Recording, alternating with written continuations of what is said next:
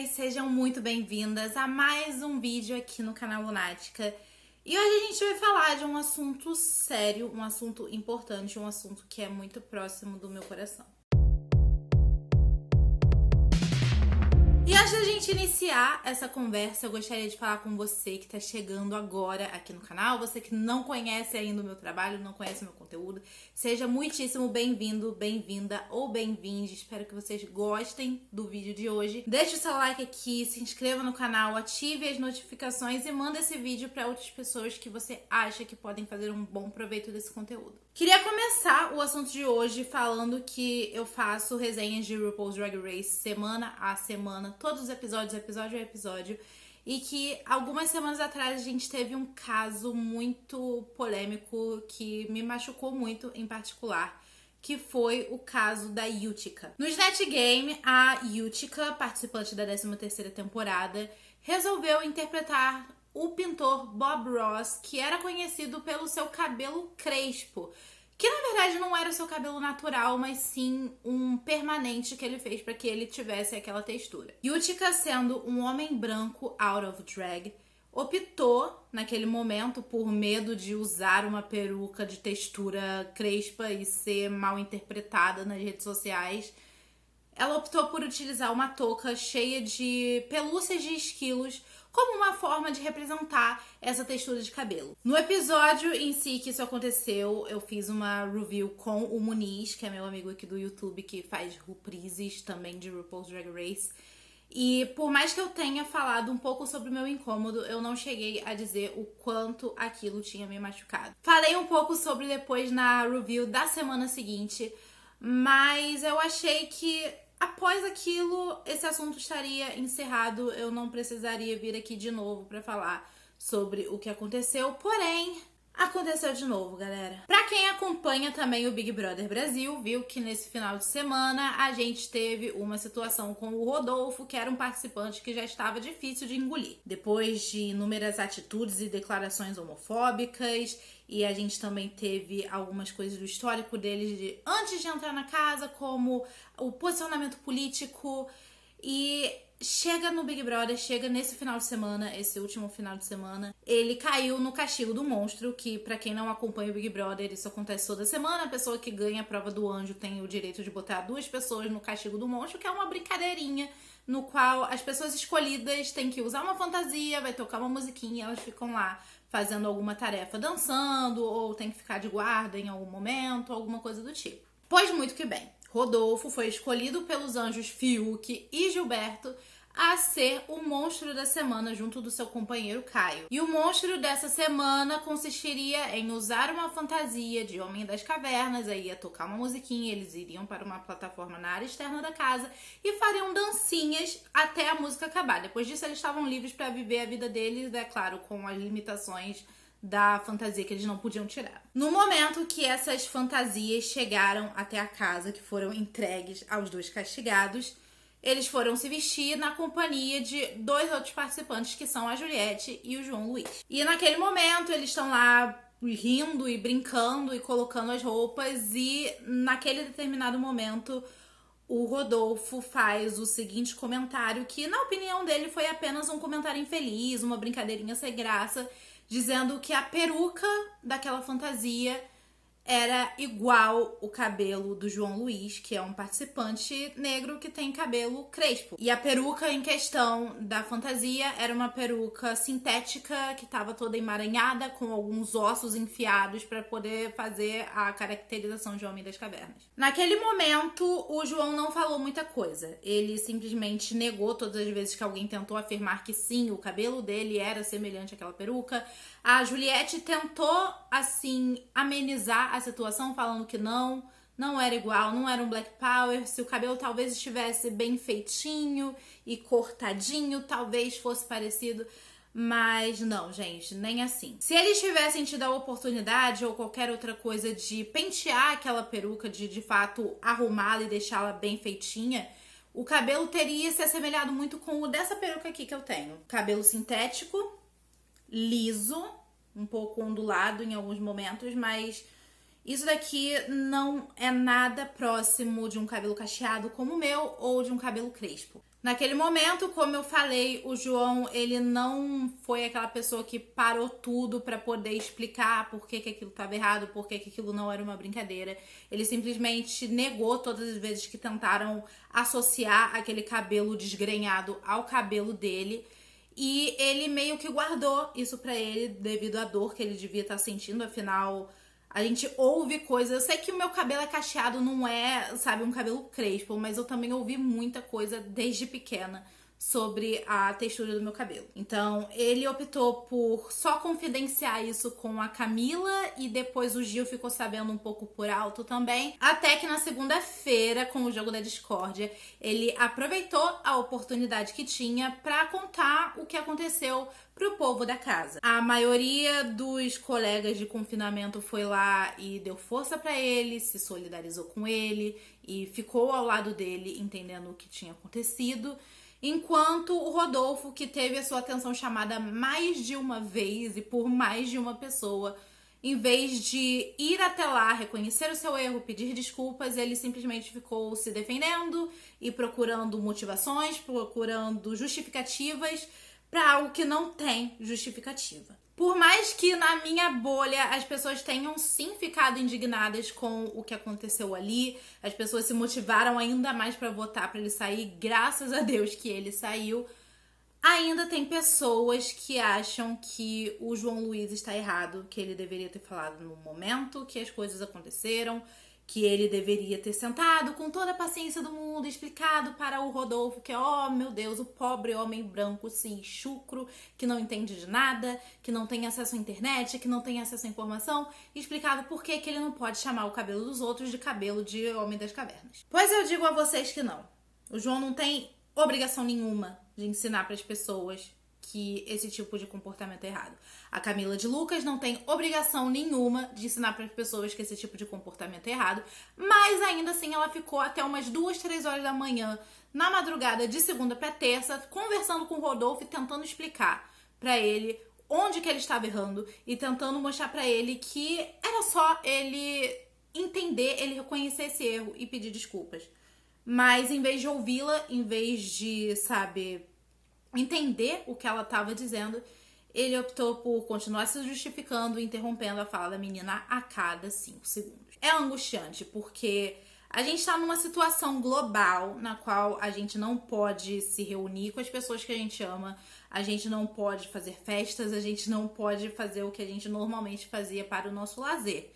A gente tem que ficar em casa e por isso o momento de lazer acaba sendo gasto onde? Internet, TV, assistindo coisas, assistindo séries. E eu acabei me pegando nesses 2 reality shows que são RuPaul's Drag Race e Big Brother Brasil. Eu buscava um momento de leveza, eu buscava um momento de lazer e só recebi dor de cabeça. Porque, como se não bastasse a situação do racismo presente nos 2 reality shows, a gente ainda teve outras questões. Em Drag Race, por exemplo, a gente teve a questão da gordofobia sendo tratada também pela Utica, porque no momento do desafio do roast, que pra quem não sabe é um tipo de comédia stand-up no qual você tem que fazer piadas que não sejam exatamente ofensivas, mas piadas que zoem a pessoa que é o alvo do roast. E a participante Utica, ela tomou por decisão zoar o peso das pessoas e falar baleiês com as pessoas e chamar as pessoas de elefanta, de baleia. Eu não acompanho mais a Utica. Eu parei de seguir ela desde aquele episódio, mas a última coisa que eu vi ela falando foi que ela ia tentar aprender, que ela tava profundamente arrependida.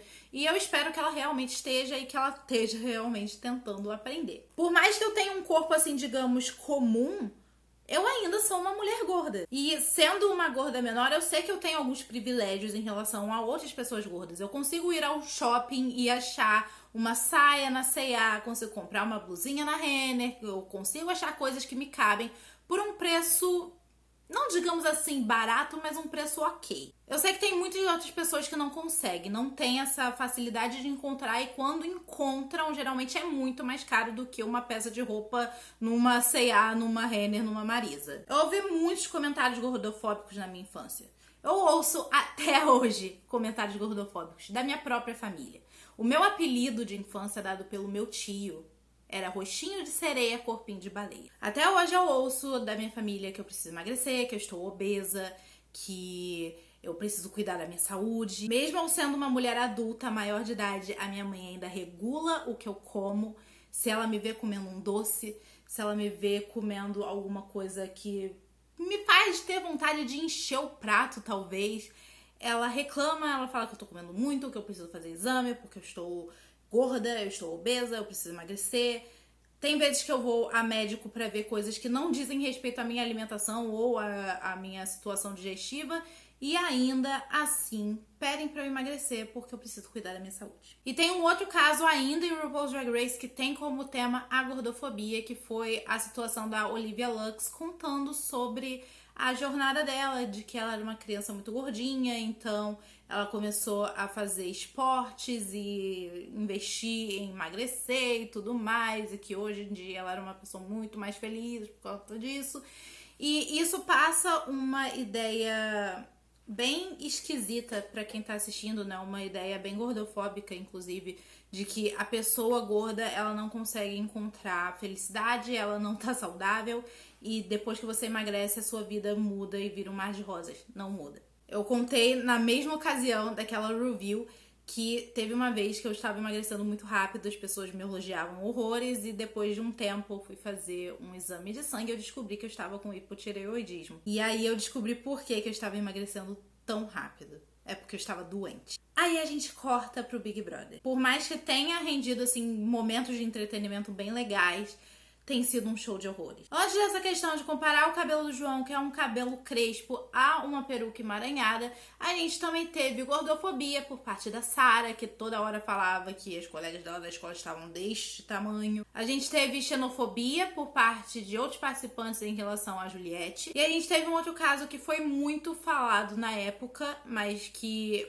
poucas pessoas lembram, eu não sei se por memória ou por ter acontecido muita coisa durante esses 3, 4 meses de Big Brother, que foi o caso da bifobia que o Lucas sofreu ao beijar o Gilberto. E esse ponto foi outro ponto que tocou muito em mim, porque eu também sou uma pessoa bissexual, então é aquela coisa da gente ser invalidado sempre em grupos de Facebook que se dizem LGBTQIA mais friendly, a gente vê muita bifobia rolando solta e as pessoas sempre puxam um token. E na verdade, gente, isso é uma coisa que eu acho que tá presente em todas essas situações, em todas essas problemáticas. A pessoa que é chamada a atenção por cometer qualquer um desses tipos de preconceito, ela sempre tem um token. O token, no caso, é aquele amigo, aquele parente, aquele conhecido que essa pessoa que foi acusada de ser bifóbica, gordofóbica, racista, misógina, machista ou o que for, essa pessoa sempre vai puxar esse amigo, esse parente, esse conhecido pra dizer, eu não sou isso. Eu tenho amigos que são, eu tenho parentes que são, eu tenho conhecidos que são. Inclusive, essa coisa do token foi uma coisa que o próprio Rodolfo utilizou lá no Big Brother pra tentar dizer que não, eu não tava fazendo isso pra machucar, porque o meu pai, ele tem cabelo crespo, a minha tia é negra. Como eu falaria uma coisa dessas? Por que eu falaria uma coisa dessas? Quando a pessoa puxa um token, quando a pessoa faz uma pessoa da vida dela de token, ela tá basicamente dizendo que só respeita uma determinada minoria porque ela tem alguém no convívio dela que faz parte desse grupo.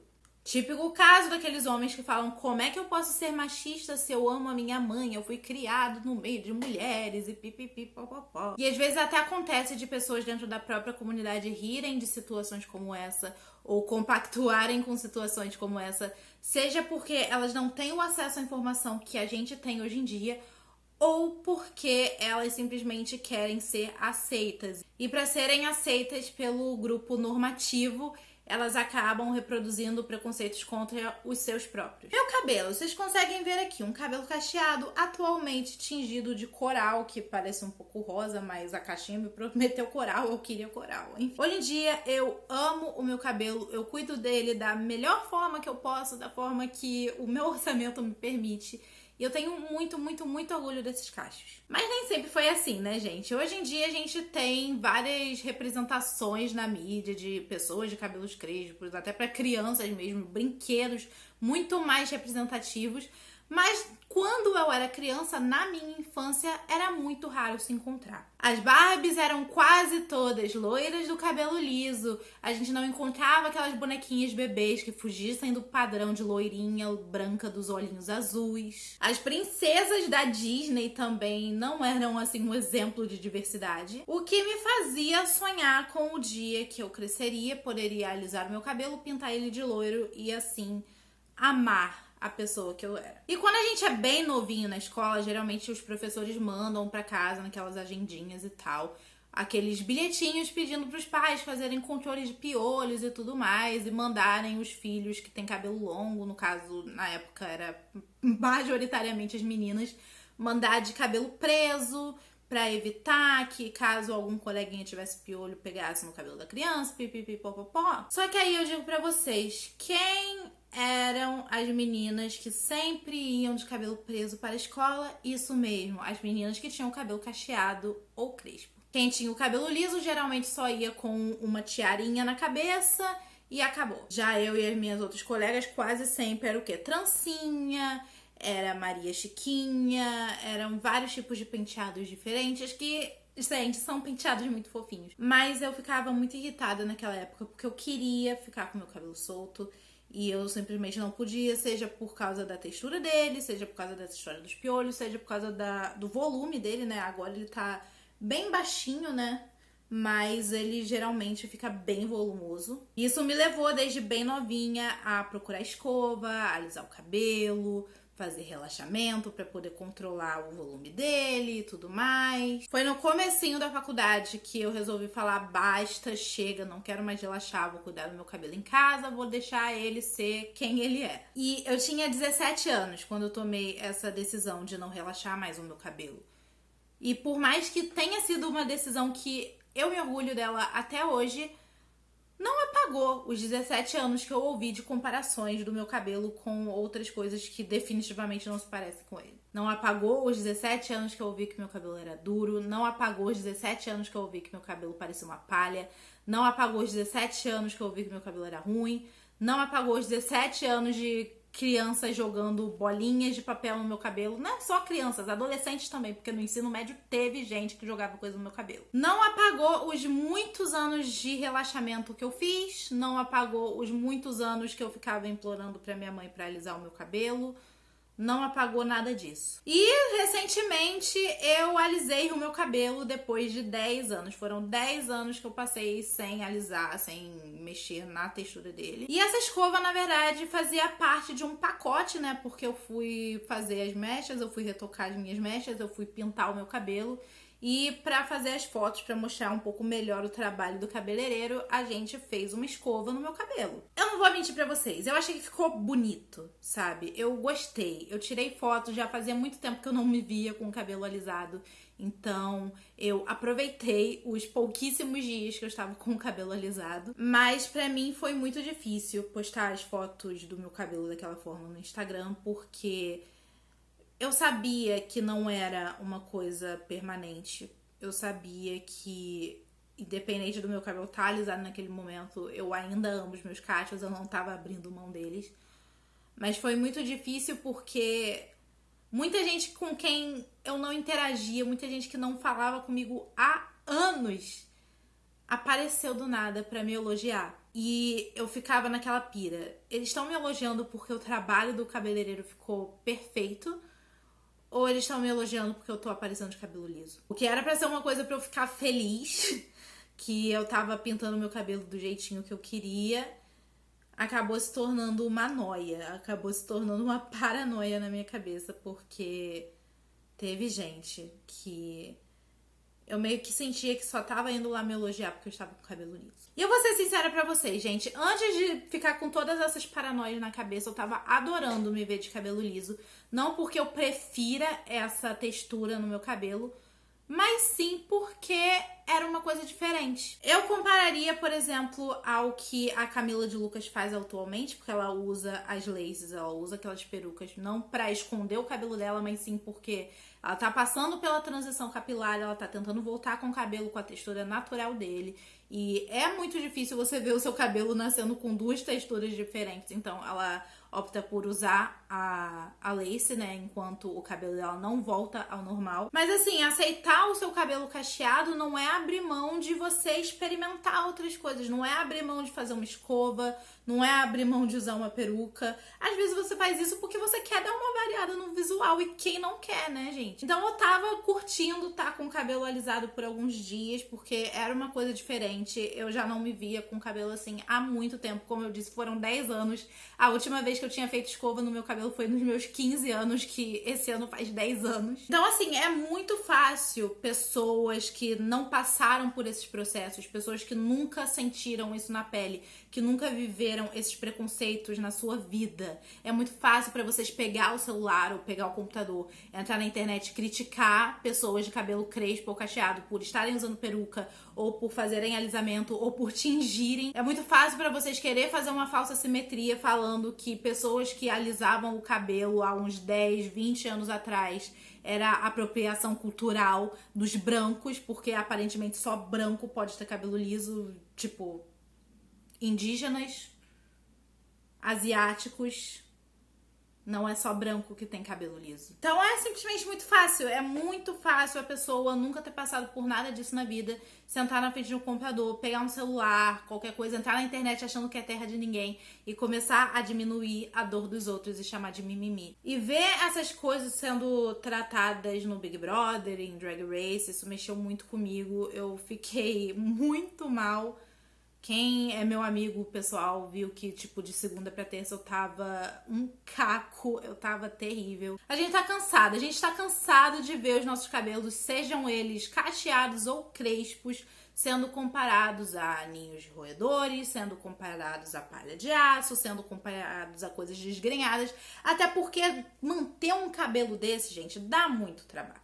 Manter um cabelo cacheado dá muito trabalho. Eu não quero nem imaginar o trabalho que dá manter um cabelo crespo. Isso significa que, por exemplo, se eu passar um pente aqui, o pente vai quebrar? Também não. Isso são estereótipos racistas. Mas isso também não significa que as pessoas têm que chegar enfiando a mão no nosso cabelo. Ai, meu Deus, como é macio. Como se eles esperassem que o cabelo fosse espetar eles. Então, basicamente, o que eu fiz hoje foi sentar na frente dessa ring light, passar, tipo, um corretivinho aqui na olheira, passar um gloss só pra ficar minimamente apresentável.